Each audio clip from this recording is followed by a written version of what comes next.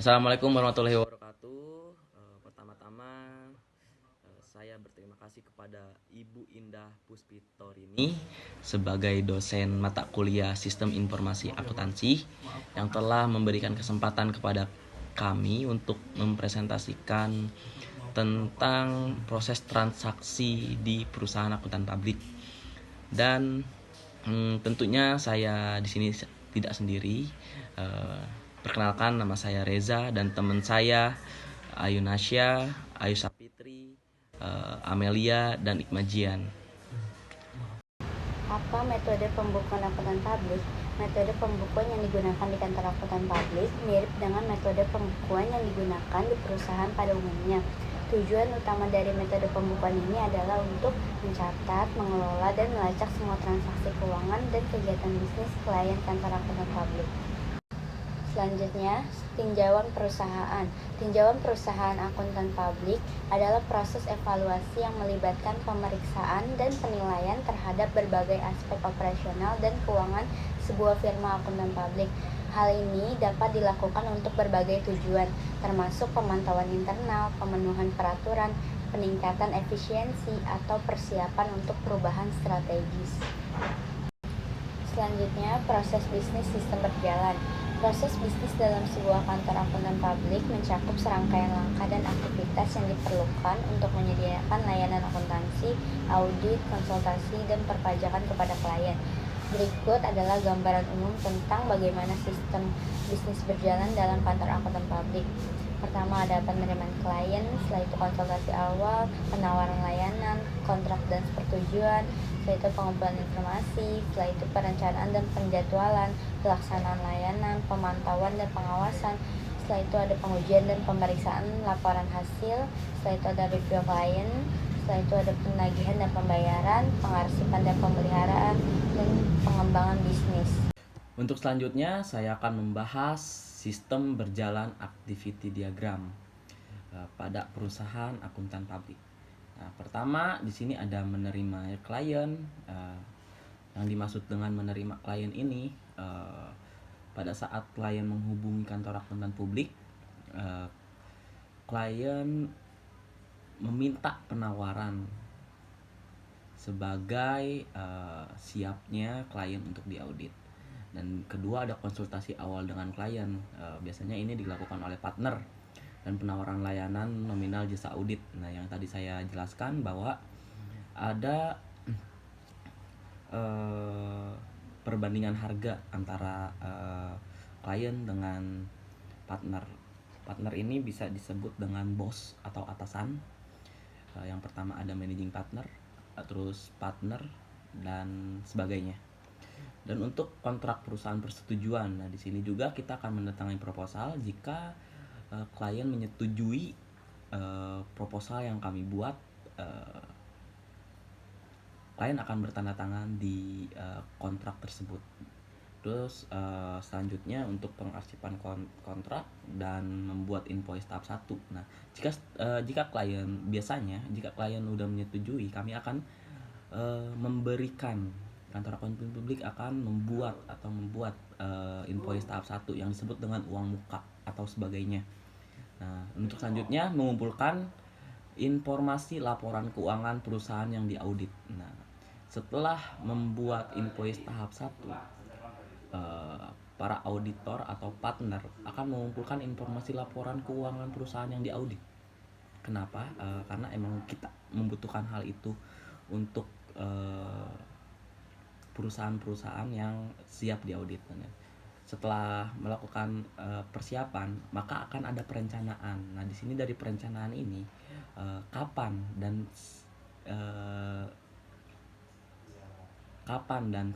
di mana perencanaan jadwal audit ini akan dilaksanakan. Kenapa kita harus merencanakan? Karena yang direncanakan ini bukan satu atau dua klien, tapi banyak klien. Jadi kita harus merencanakan klien-klien yang mau diaudit sesuai dengan jadwal. Nah, selanjutnya ketika kita sudah melakukan perencanaan jadwal audit, kita melaksanakan proses auditnya. Dengan tadi kita mengumpulkan data dari klien kan dari awal. Karena kenapa harus mengumpulkan data dulu? Kantor akuntan publik itu harus menyeimbangkan atau memikirkan kira-kira siap enggak klien ini diaudit gitu. Dan untuk selanjutnya ada auditor yang mengawasi dan memantau kemajuan pekerjaan. Nah, ini biasanya yang memantau ini yaitu supervisor. Selain supervisor, biasanya anggota tim dipantau oleh ketua tim, dan ketua tim dipantau oleh supervisor, dan supervisor dipantau oleh partner atau managing partner. Nah, untuk selanjutnya ada audit melaksanakan pengujian dan pemeriksaan. Nah, ini sama aja ya teman-teman ya. Untuk selanjutnya juga menyusun laporan hasil audit. Nah, untuk menyusun laporan hasil audit ini biasanya para auditor akan membuat seperti buku itu hasil laporan audit. Kalau biasanya disebut draft final. Nah, draft final ini akan ditandatangani oleh partner atau managing partner ketika semua laporan audit sesuai dengan kondisi perusahaan.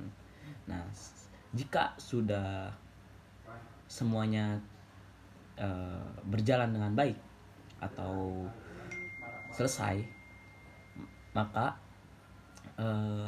akan dibuatkan invoice tahap kedua, yaitu pelunasan.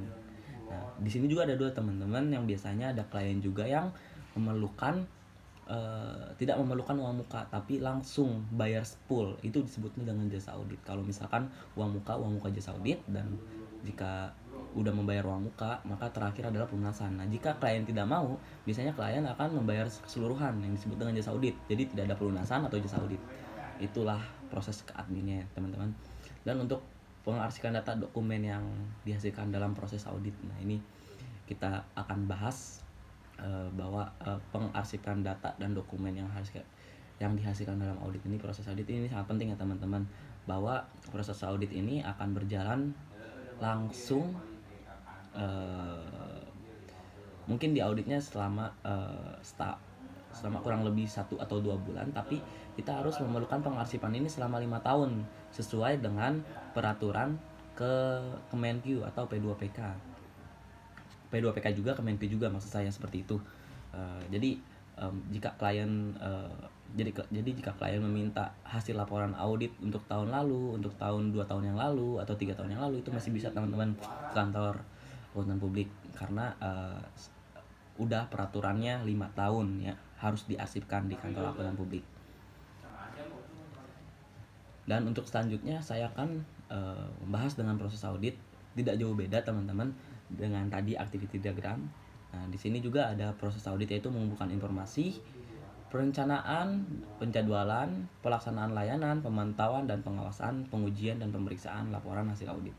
Dan terakhir, laporan hasil audit. Nah, ini mungkin di diagram activity udah saya jelaskan semua. Mungkin saya perlu jelaskan lebih dalam lagi untuk pengumpulan informasi. Mungkin pengumpulan informasi lewat laporan keuangannya seperti neraca, laba rugi, ekuitas, arus kas, atau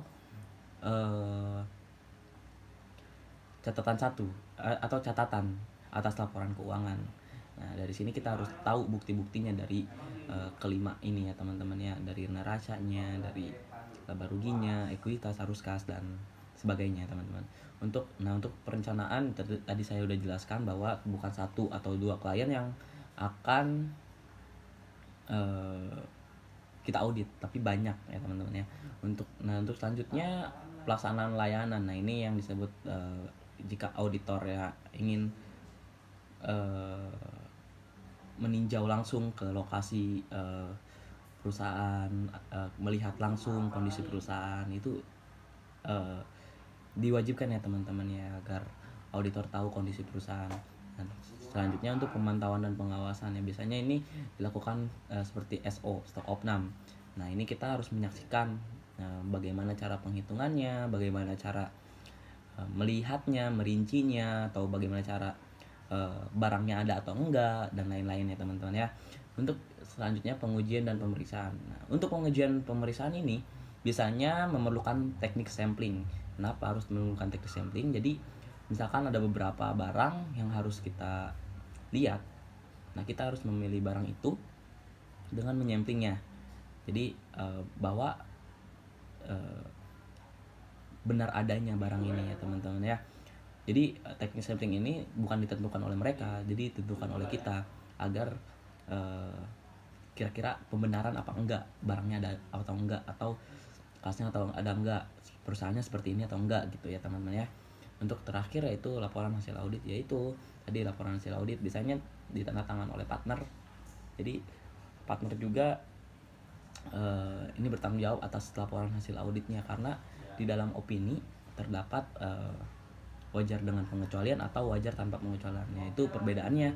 Wajar tanpa pengecualian ini bahwa laporan hasil audit ini semuanya sudah memadai teman-teman, sudah layak, dan perusahaan ini layak untuk berjalan ya teman-teman ya. Begitupun dengan wajar dengan pengecualian. Wajar dengan pengecualian ini biasanya ada sedikit hambatan ya teman-teman ya yang harus dilakukan oleh perusahaan, seperti pasca imbalan kerja dan lain-lain ya teman-teman ya. Dan yang terakhir adalah seperti mungkin tidak layak ya teman-teman ya, saya lupa mungkin. Nah sekian dari saya. Untuk selanjutnya akan dijelaskan oleh teman saya. Terima kasih. Oke, saya Yunasia Sabila. Di sini saya akan melanjutkan presentasi SIA. Di sini kita akan masuk ke bagian spesifikasi bentuk dokumen masukan. Nah, yang pertama ada voucher kuning. Voucher kuning adalah dokumen tertulis atau rekaman yang digunakan untuk mendukung dan mencatat transaksi keuangan sebelum dijurnalkan atau dicatat secara resmi dalam sistem akuntansi perusahaan. Voucher kuning membantu dalam proses pelacakan dan dokumentasi transaksi sebelum mereka dijadikan bagian dari catatan akuntansi resmi. Dan pada kantor yang kami teliti, voucher kuning ini digunakan untuk mencatat transaksi penerimaan bank, pengeluaran bank, penerimaan kas, dan pengeluaran kas. Nah, nanti jika ada bukti masuk dari rekening koran, kita akan mencatat dulu di voucher kuning. Nah, jadi jika kita mendapatkan bukti transaksi uang pemasukan atau pengeluaran bank di rekening koran, kita akan membuatnya dulu di voucher kuning. Baru sesudah itu kita akan memasukkan transaksi itu ke dalam case of-nya. Oke. Jadi nanti si voucher kuning itu kita akan arsip untuk siapa tahu dibutuhkan untuk di kemudian hari. Oke. Selanjutnya untuk dokumen spesifikasi bentuk dokumen yang kedua adalah bukti memorial atau jurnal memorial. Nah, bukti memorial pada perusahaan kantor akuntan publik untuk mencatat transaksi yang tidak termasuk ke dalam penerimaan bank, pengeluaran bank, penerimaan kas, dan pengeluaran kas. Contohnya untuk mencatat transaksi yang masih belum diterima tetapi sudah mendapatkan faktur, kwitansi, dan invoice yang kami catat sebagai piutang. Nah, di bukti memorial ini juga sama ya. Nanti kita akan dicatat dulu bukti memorialnya, baru kita akan memasukkannya ke dalam aplikasi Keyshop.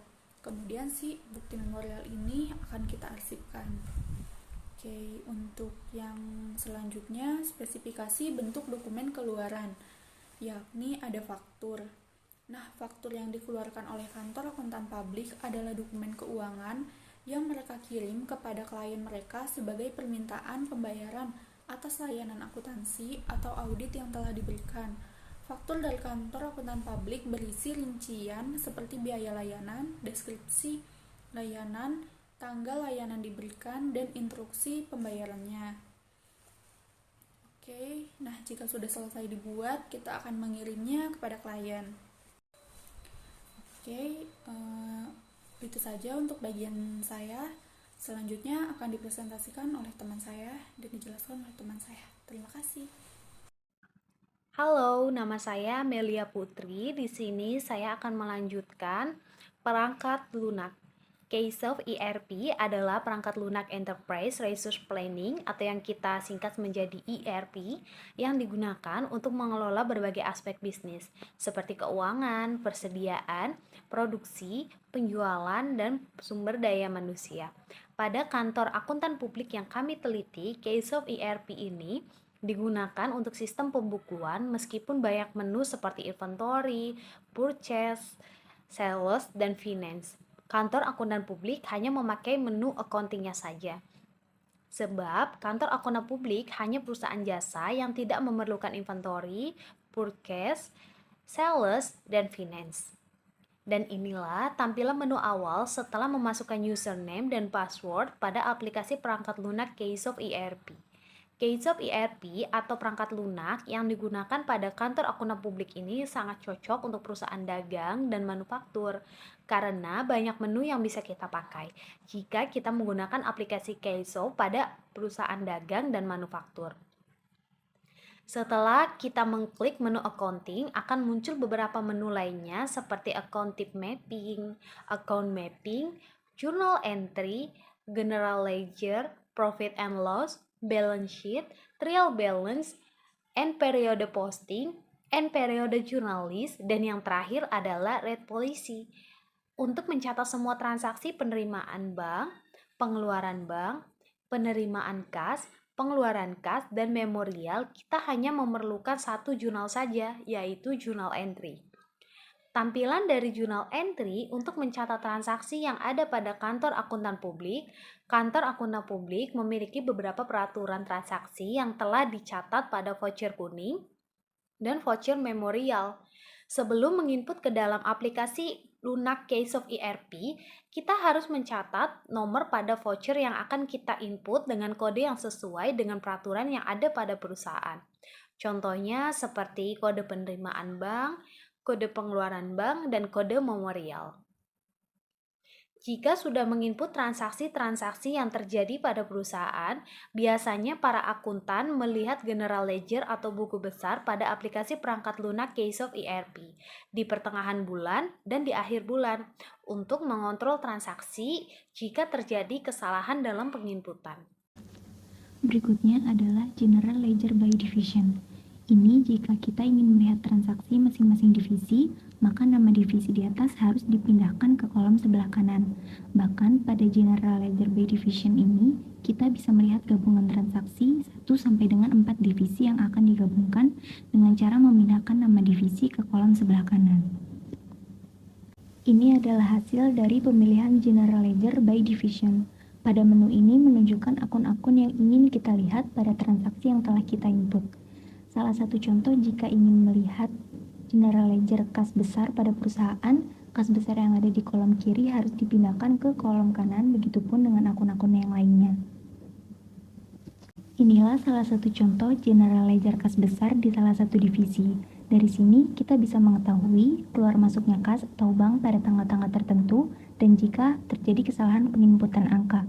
Akuntan harus mengubahnya di menu Journal Entry, secara otomatis General Ledger akan berubah nominalnya menjadi nominal yang sebenarnya. Sekian presentasi dari kami. Semoga ilmu yang kami sampaikan bisa bermanfaat bagi teman-teman semua. Dan kami mohon maaf jika ada kekurangan dalam penjelasan dalam menjelaskan teori yang kami sampaikan. Kurang lebihnya kami mohon maaf dan kami sampaikan. Assalamualaikum warahmatullahi wabarakatuh.